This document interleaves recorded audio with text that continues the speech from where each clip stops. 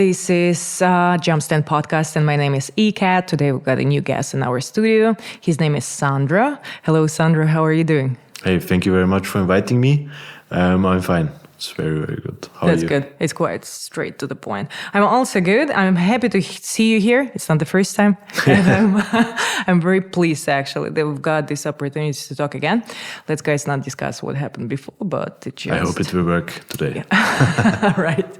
Well, as traditionally, we usually ask all our guests what they do for life, professionally. Yeah. Maybe you want to share your education. Whatever you would like to share, just to introduce yourself for the audience, go for it. Sure. Right now I'm CEO of an e-commerce company. We have a supermarket chain in Austria, Germany, and I'm CEO of the e-commerce business. So it's basically an online shop. And yeah, that's what I'm doing right now. Maybe my backstory is a bit different. So I started off before I was studying, working for a Big Four company. And then it was like, okay, I always had this urge to do something on my own, that it's like, maybe it was a great company and everything was big and good and very famous. But at some point I had this urge to do something on my own. Yeah. And back then I had no clue about really how to build a business or anything.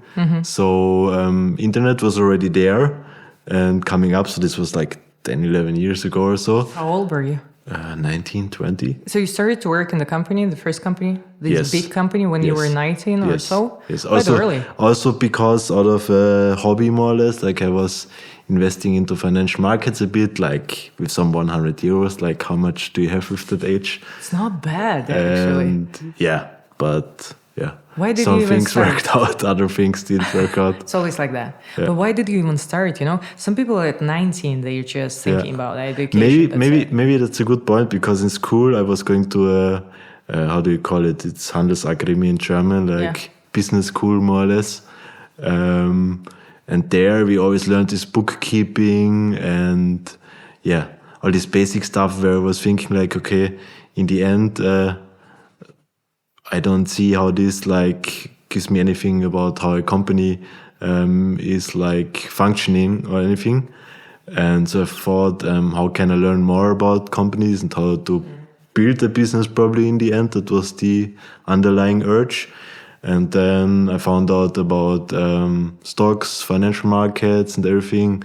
And then I kind of got into that and tried to figure it out a bit. I went to my banking guy and said, okay, let's try something out. Of course, he was selling me an investment fund of that a bank and not like the stocks I wanted to invest in. And if you would compare it today, it was a very dumb decision, but you don't know what you're doing in the beginning.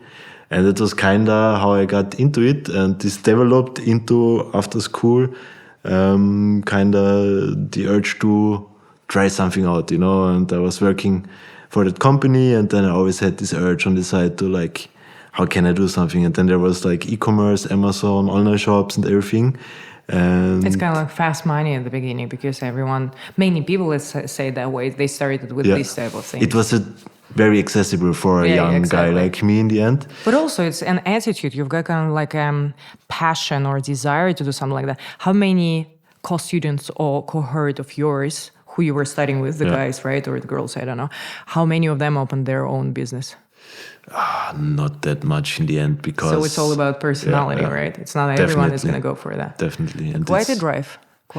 And it was not very supported at university too, you have to be honest, so... Okay.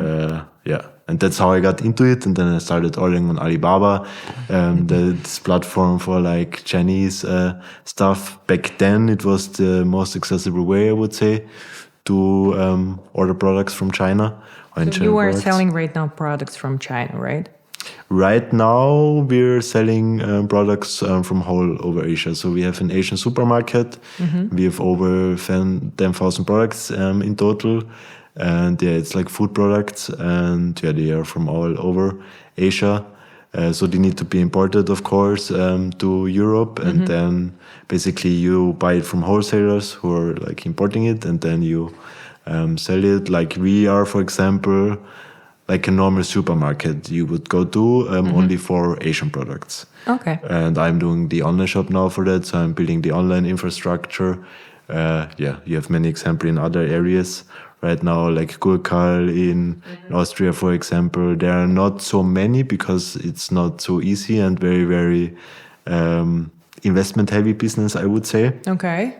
Yeah, well, it makes sense, of course, if we're talking about online platform that actually going to support many channels also, right? So you kind of like should consider how much you've got the stock, the delivery itself, the communication with the customer, the potential one. So it's a lot of interfaces. Yeah, exactly. Yeah, it's quite an expensive thing. Well, I would not ask you about the turnover of the company. Let's just let it be, okay? No worries. However, I'm curious about the retail itself, right? So you said that you are doing it. What does it mean doing? What exactly do you do in the company? Because CEO, it's a big word, some CEOs, they are just strategic positions. The others, they are real managers who are building physical infrastructure and communicating with enormous amount of people, right, to put everything together. The other CEOs, whatever, it can be just part of top management, which actually, working on the different level and looking into the future and business development and so on. So my question is what you are doing there and how big is your team? So basically, you could see us as like a startup in the bigger company. So I am now CEO of that startup, more or less. Like you could say co-founder, but the basic infrastructure was already there. So what actually happens, like there was the supermarket chain, and they were just selling offline. They already had social media and so on. Very, very well kept, taken care of, and now, more or less, they asked me to build their e-commerce business or like to bring the products online. Yeah. It's nothing more than that. And that's what we are doing now since 1 year. So we created that online shop. We tried to modify our warehouse so that we can send everything out, which is a bit complicated because you have to think you have so many products, so many different SKUs. Yeah. So you have to find a system where you like order enough that it can be sold online, where you sometimes do, in the end of the nowadays you need very, very high. Yes, so what we're doing is like we're building that online shop for the supermarkets, more or less. So to have a system where you can not only just buy in the stores, you can also like buy online, because if you can imagine, especially in cities, you have a lot of options to get around.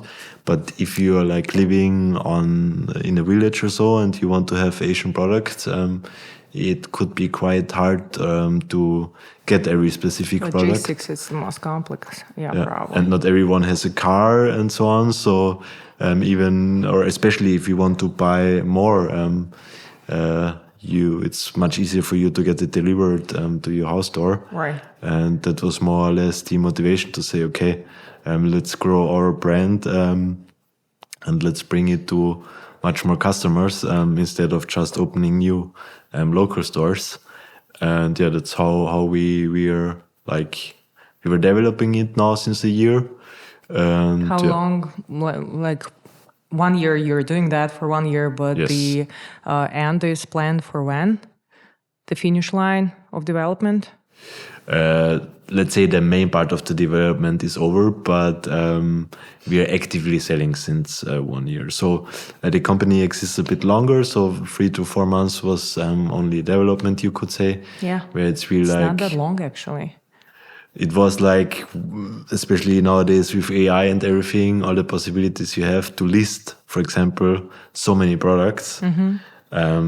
That's a game changer. So, for example, imagine back then, if you would have to list a product, you probably need an employee or freelancer, which to write the product description itself only, like how much time that needs. Like you have to get that information from somewhere. You have to write everything down, like put a format on it and everything. Well, so coming back to that, how much did it change since the last 5 years? Yeah. Let's imagine that you're doing the same, building up the retail infrastructure on your own 5 years ago. What would be the difference? Investment-wise, I don't know, people involved-wise, and so on. I mean, with AI now, it got much easier to build these basic things, especially when it's about content, text content and everything, about also getting ideas, But efficiency, you information. always can measure, right? How much did efficiency grew. So, for example, 5 years ago, 5 content managers should have worked on the description and so on. Today, how many do you I think that's a very good example because let's say you have 10,000 products. Let's say you're like starting with 3,000, then you can measure how much time it will need Really, yeah. to in 3 months to write all the descriptions, how much employees it needs.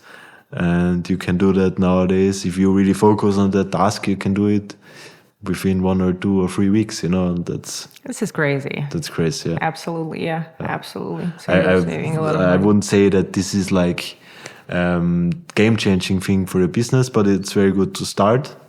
It doesn't bring you more revenue. It brings you revenue quicker, maybe. That's the thing. That's what's very important. And yeah, but still you have to take care of the main value of your business. That's still the most important thing. It's a supportive thing, AI, definitely. But yeah, your strategy still has to be perfectly figured out, and your company's value still to be very good. Like you still have to have a wide selection of products. You have to have the right products on time and everything. Like in our case, we can be as quick. Like we can put all these features in. We can create everything. But if we just have 500 products in stock, like we won't make any revenue. Absolutely, could be the perfect like online shop and everything. And yeah, so it makes things easier, quicker. Well, what's the main bottleneck actually in the whole process? Like you're managing that and running it right now for some time already. Yeah. What was the greatest and the biggest bottleneck for you? I think it's in general with every business that grows quickly, that you need to adjust all the things around to it, because like the store or like for example the supermarkets have to order more also for us, and so there are many ways you have to go through and many processes or like these chains of commands and everything, so you have to figure out a way how to like be more agile. You don't have like 10 employees behind you which you have to coordinate, but still there's a process in line which you have to adjust to, especially if it's a chain of companies. Like in our case, it's a bit more difficult. Whereas like if you are just a startup without any sister or brother company, whatever, it's like you're more freely to make decision and quicker. On the other hand, you have other disadvantages. So I would say that's one of the bottlenecks, also to figure out the customer much more, because to sell something online, it's not just nowadays that you put it online and then you make an ad and you can expect 5 out of 10 people coming to your online shop to buy something. Whereas like if you compare it with the supermarket, if you bring 5 people into your supermarket, I mean, they're already there to buy something, like so conversion rate is very, very much higher. So if you like got them into your supermarket because you have a good location or whatever, then probably the customer will buy. But if you like make an ad and you don't deliver the perfect usability or like the result itself, it's very hard to get this customer to buy. So you have to think about what is this guy thinking when he sees that ad of yours. What does he want or what's attractive for him, and how can you like deliver that in the online shop so that he buys? This is cool. And this there are really like a lot of factors around that. Like it's not. What is your approach? You're just trying different metrics, right? And trying them and see the result, and then you stick with the ones that works the best, right? Or there is any kind of like an example how usually you do that with these online shops or the attraction of the targets, how it usually works? So it's a bit more complicated. So you have to test different kind of methods to convert the customer. It starts with like, first of all, which message do I deliver to him in that ad is like, I'm just trying to figure out a product, because that's the hard part. If you make advertising nowadays, like, of course, you have these algorithms of Meta and whatever. But in the end, you have to figure out how to get to the target group with that message you're delivering. I mean, I could go much more into detail now how, because this algorithm is also changing all the time. But then if you have figured out a good message where I see, okay, this ad has a good click-through rate where people are like really, they see it and they click and they go to your shop, then you have to figure out, what do I have to give him in the online shop now? Is it immediately the product which you have shown in the ad, or does it need to be an offer already with the product? So there are many things, and you have to test it. Like, you have to continuously test it. So basically, you're testing a lot of like messages, ads you're showing the customer, and then you're always testing a lot of offers you're showing him. And there are so many things. Then you could include a newsletter where you give him the opportunity to sign up, and you give so him you're an kind of offer. like forming the loyalty also, of course, right? Yes, Because you need them to come back. Yes. One thing is to figure out what the product is, to understand if it's your target group and if it's landed there. And then the third step, of course, to make them loyal. It's interesting. Well, it's quite agile. From what I hear, it's always, as you said, it's always changing process. And I'm curious about the platform itself. You said that it took you 3 to 4 months actually to launch if we're talking about the content. So take all the assortment, put it in the system. How long did it take to actually make the platform? Or it's been already there? The online shop itself? Yeah, I mean, that's included in the 3 to 4 months now. So that's quite good. Relatively quickly, let's say, with Shopify, for example, which is used by nearly, I don't know the statistics, but nearly every online shop nowadays starting. Even good if you want to grow it very big nowadays. It's, within some months you can do it. And you have like set up themes where you can choose between something that's good for your business, and then you can implement the content. Of course, if you have experience in that, it's even quicker to set it up. But that's more or less, you can start relatively quickly. If you want to have a basic system, it's very easy to start. And if you want to have a more advanced system, it will take a bit more time, let's say. And then it's about like continuously improving it and looking, where are like some problems here. Page speed is a big thing, for example, or other things where you can analyze how your customer like behaves on your website. Yes, customer behavior. It's also interesting. Then topic. adjust things. Well, it's really cool. So kind of how does it work in your team? You're coming over every Monday, you've got the meeting, sit together and just discuss what has been like an overview from the previous week, the sales online, did we approach the target group we wanted, and so on, right? And then based on that, you build a new strategy, how to move. How often do you do that? Like on weekly basis, on daily basis, on monthly basis? Because from what I see, it's quite really fast growing thing. So basically what you do is like you have different stakeholders or different groups of people who have different like needs, let's say. You have the investors, which you are meeting with maybe every quarter, every month, so not every week. Of course, you're like giving them updates whenever needed.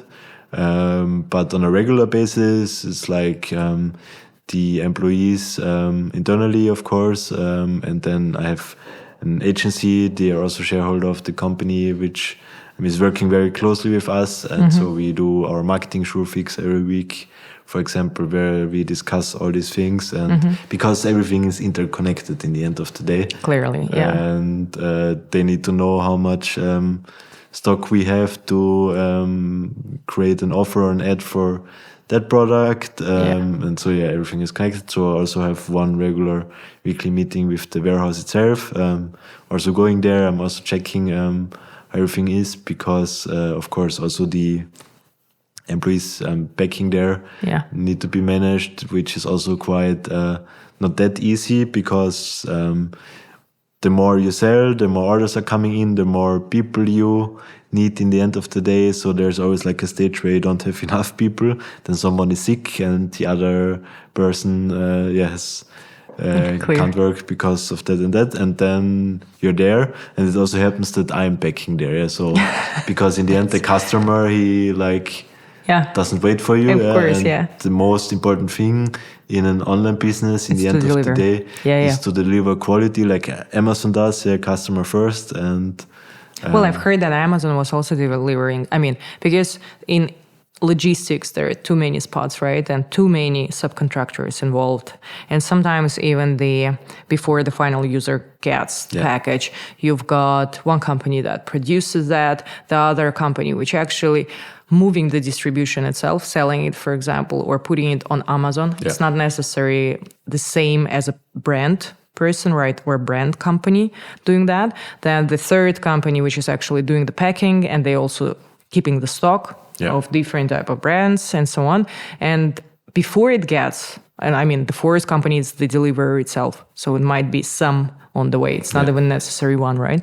Before the final user or the person who ordered that delivers that, it's too many people in this chain. It's too many companies. I think that's also one thing of economies of scale in the end of the day, because, and I think that's also why Amazon created their its own delivery service, because they were also not satisfied with the quality.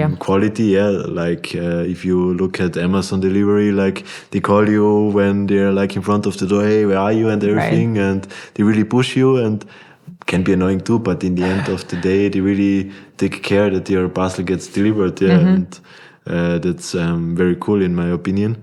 And also differs on different markets, right?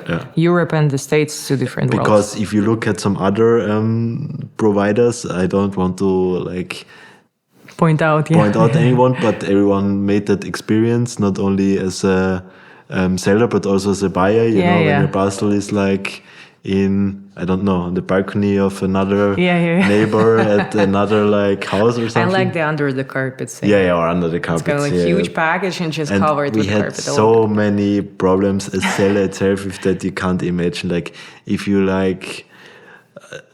you're packing that thing and you putting 10 stickers on it that's fragile, and then you go out and you see that guy packing it into the delivery car and he's not packing it, he's throwing it in 15 kilos of glass, and then you're and that already after telling him 5 times that it's not working like that and so on. So but basically that's how it happens sometimes. I think if you're a bigger customer, really big, for example, if you order something directly from the producer or the seller, sometimes what happens, they're not so big, probably.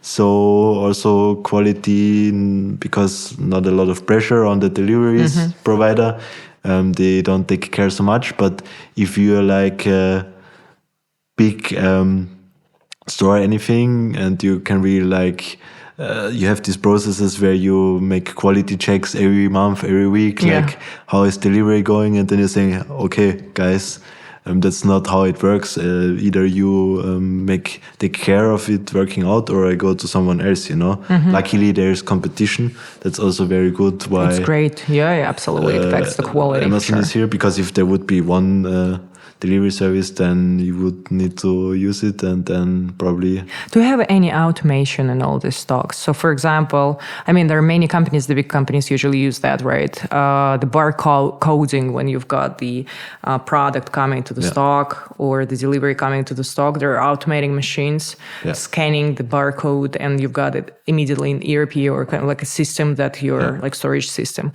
Do you have anything like that? I'm trying, just to focus more on this absolutely new world of digitalization, automation, AI, and so on. We have a mix of it, let's say. We're not there yet where it's totally automated. But what I can say is for any retail business, when it comes to a specific level of growth, it's necessary to have that, because at some point this time... It's part of optimization, gets far too expensive. Yeah, that's so true. there is an absolute need, and even big marketplaces, let's say, with fulfillment services or for fulfillment providers itself. We were talking about that earlier. It's like, for example, I could ship my product in a big batch to Amazon, and Amazon is storing it. That's how the classic seller and you does pay it. everywhere on the every step. I pay to Amazon the delivery fee, more or less, Correct, and commission you always have to pay if you sell on the platform. And then Amazon does everything for you, like shipping it out, like the recourse and everything. But you have to imagine how time consuming that is. Right, yeah. To store like millions, billions of products. So they need to have an automated process, and I believe they already have. But I think there's still a lot of potential to totally automate Absolutely. it, especially on the low scale areas, where you don't have that big budget to invest into these solutions. And in this case, again, if you are using the marketplace, you've got too many costs on top, right? Yeah. So basically you're using the ones that are available right now, you go for the service and so on. And every step, as you said, it's going to cost some money. Yeah. So basically as a manufacturer, I can't take care of these costs. I put it on the customer. And sometimes I've seen when the products were going from this, kind of like medium price to some luxury price online because they're too small to actually take care of that on their own, or to buy the services from the separate companies. It's going to be even more expensive than to go to the big marketplaces, of course.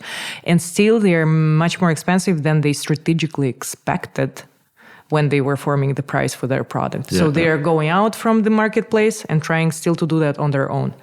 But sometimes, of course, there is a bottleneck.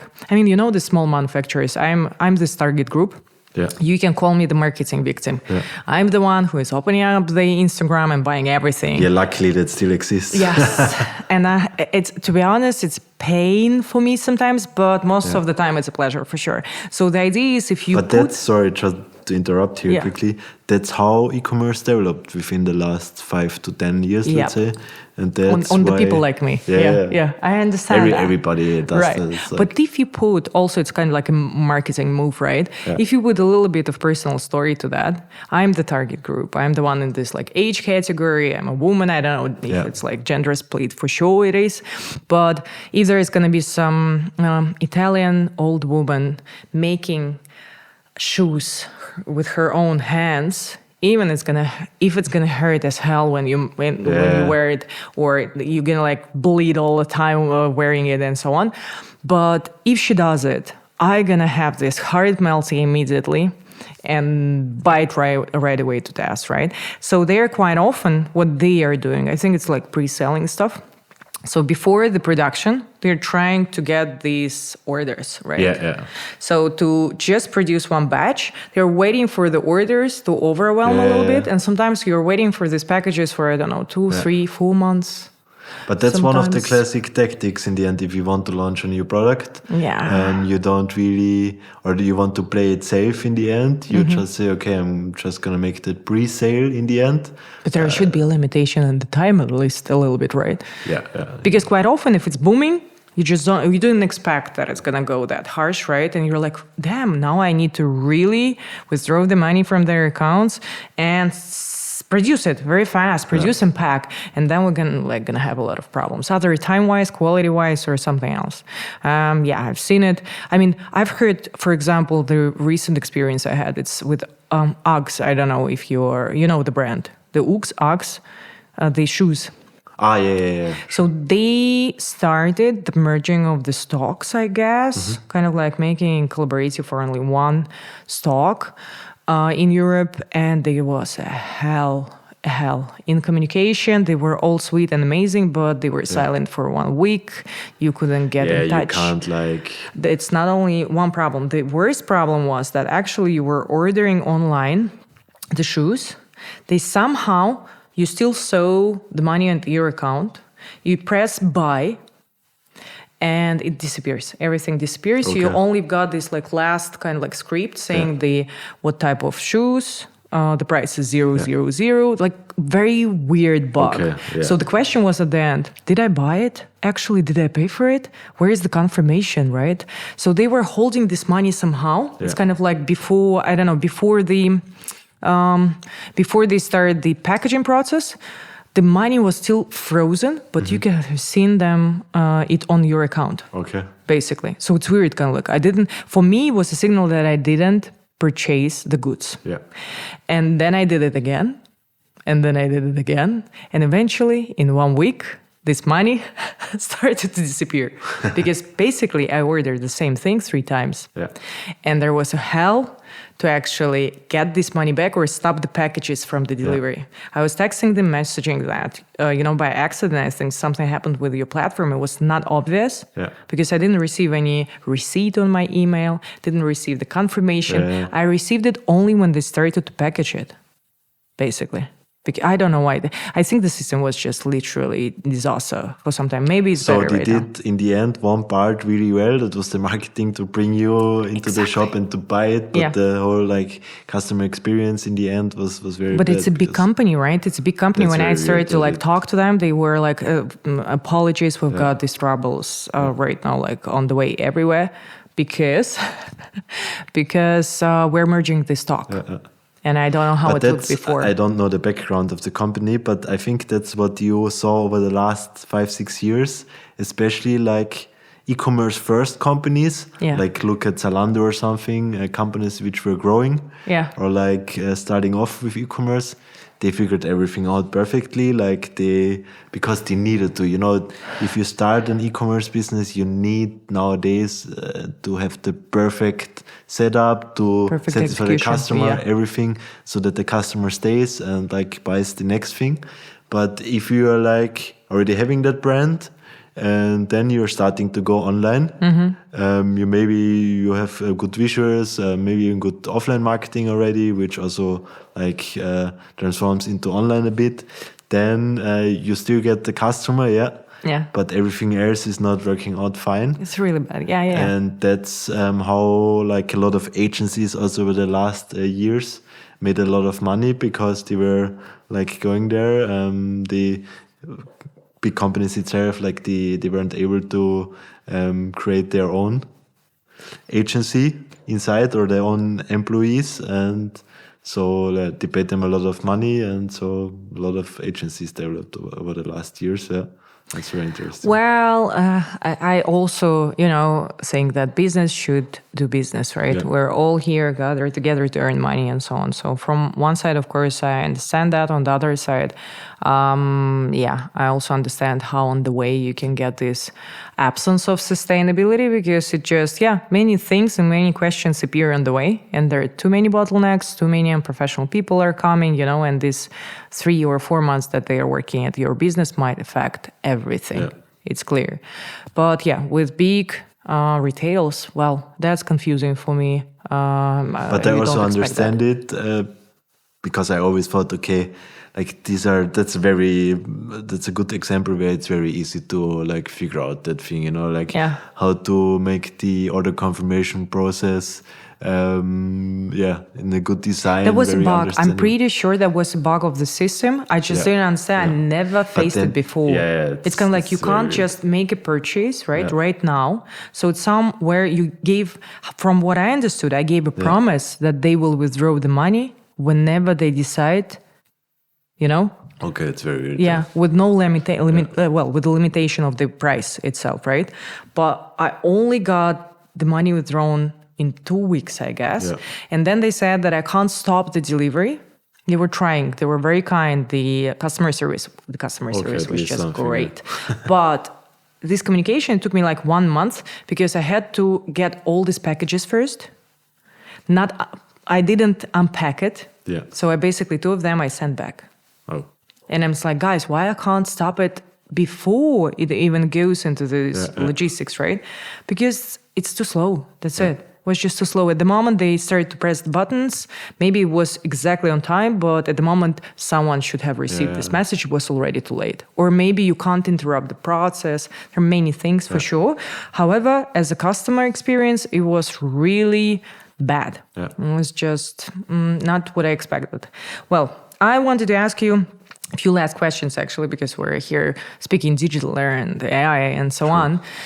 So let's probably focus on the fact that in the last 5 years, many things changed, right? Efficiency is growing. Everyone is feeling that. We're using new tools on daily basis. What is your feeling about the future that's coming? I'm pretty sure you probably already in your forecast or projection for the future demand, you discuss what is coming. Do you have any tips or something that you can share about what we should wait from the e-commerce, retails or online shops and so on? Yeah. I mean, as an e-commerce company itself, or as a brand, I think a lot of things are gonna get much easier, of course, but also competition is growing very fast. Really? So yeah, nearly everywhere. It's for example, that one thing like selling books on Amazon, where you have that print on demand option. It was for example, that guy, I heard it in a podcast too, was famous marketing guy from Germany, from very famous agency. He published his biography. Yeah. And he was in that Spiegel bestseller, which is the list for the best books in 1 month or 1 week or whatever. Anyways, it drives a lot of traffic to your name, to that name of that book online.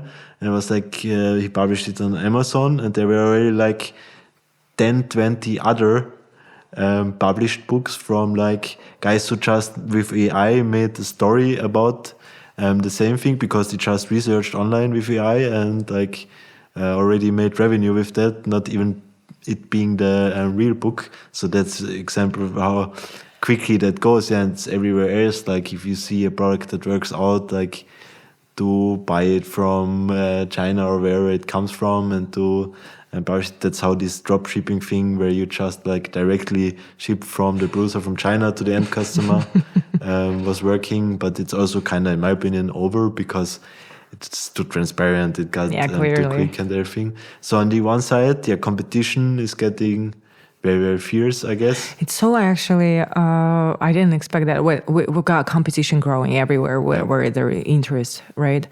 But marketplaces in China, for example, or Eastern Europe, or in the States, I understand the countries are big, clear, economics is different, but so very well done. Sometimes being based in Austria, I don't have a feeling of a need of having the same speed or quality of deliveries and marketplace work and so on. Yeah.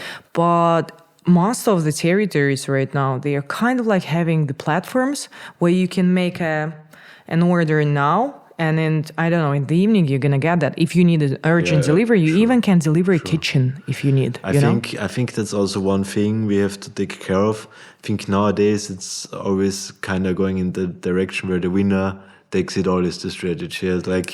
Demo is selling stuff around Europe, or in I think they're making a lot of business in South America, especially because there people don't earn so much compared to Europe, and so it's very attractive to buy cheap products.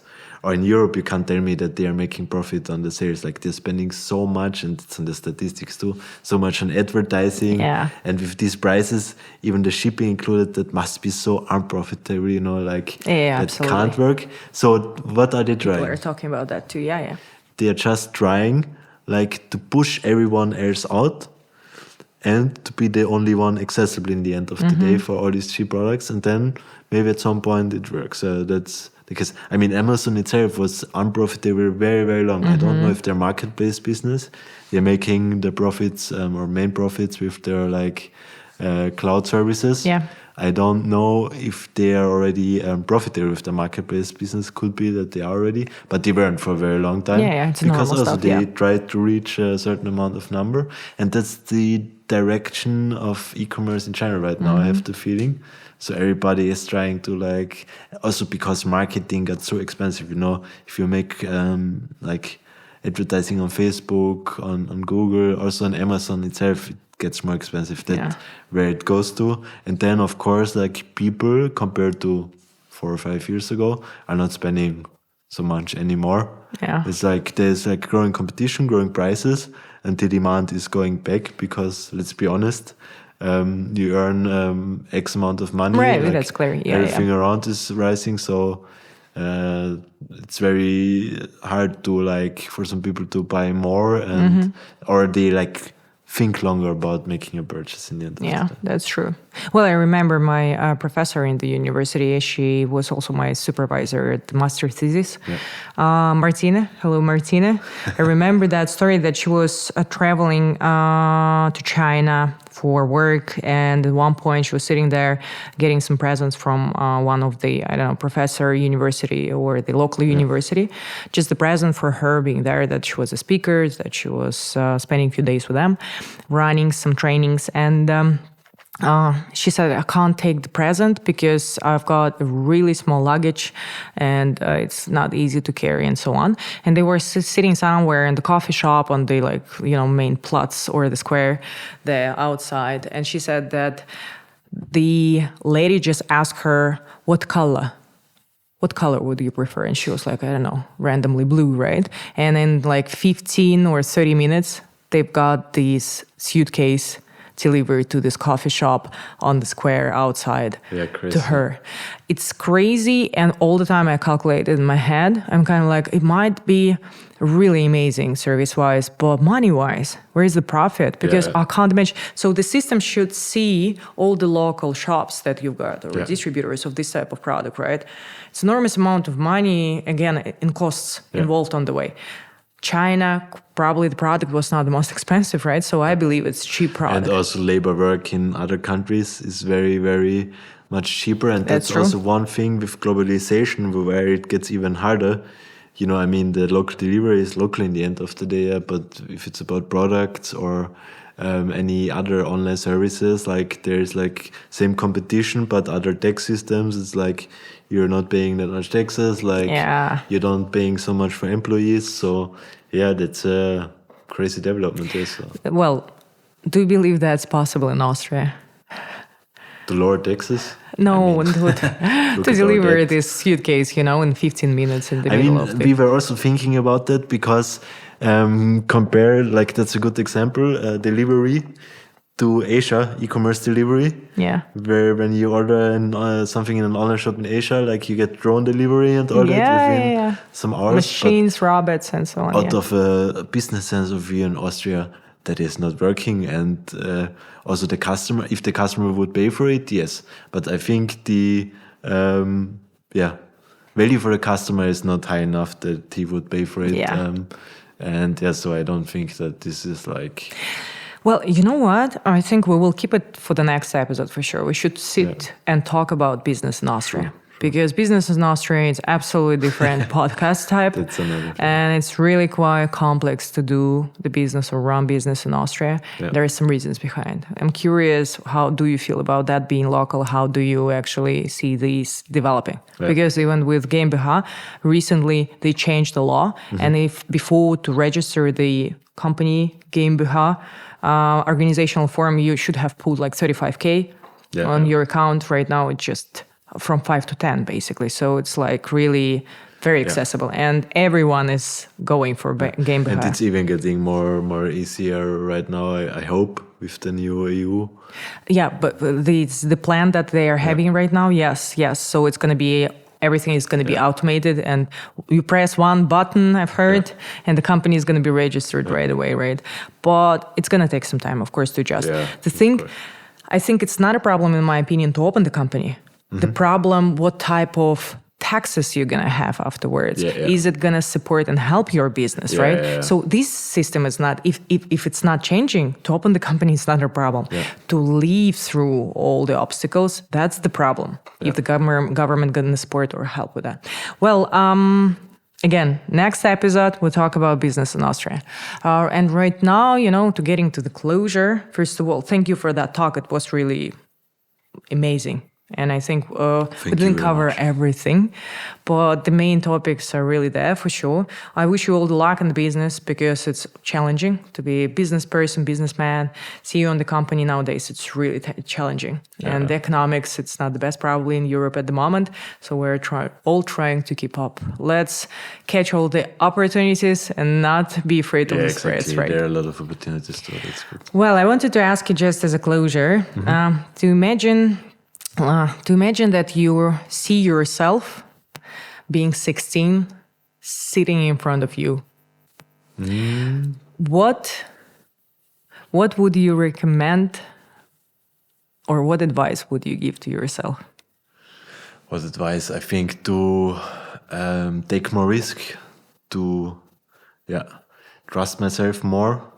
Let's just go to the camera, Just like go for it, I would say. That's the one thing, because I always thought, okay, that is very hard and it's not gonna work out, or it's like not possible.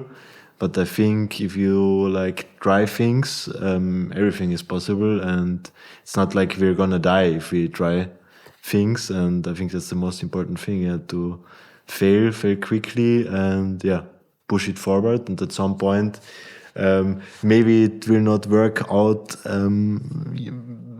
that you're gonna be billionaire or whatever, but you will end up somewhere else, and that's already like far above every imagination you had, probably, or I had. And so I'm still, let's be honest, real talk, I'm still like afraid every week of things not working out, every day of things not working out. But I think what you have to learn to is to take the small wins and push forward with them. And as long as you're healthy and you're in a relatively good mood, everything around you is good, I think that's everything you need. And then, you will have a great success in everything you do. Perfect.